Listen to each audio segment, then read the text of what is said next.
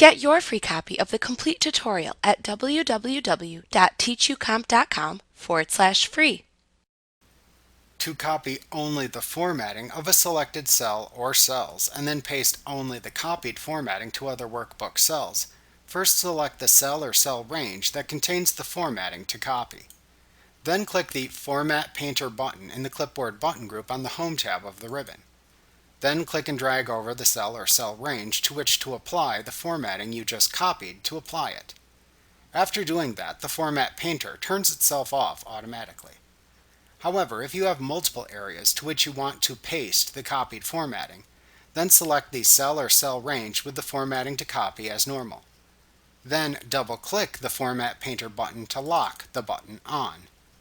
Then click and drag over any cells to which to paste the cell formatting that you copied. Finally, you can then click the Format Painter button again to turn it off and unlock the button after applying the copied formatting to multiple other areas. Like what you see? Pick up your free copy of the complete tutorial at www.teachucomp.com/free.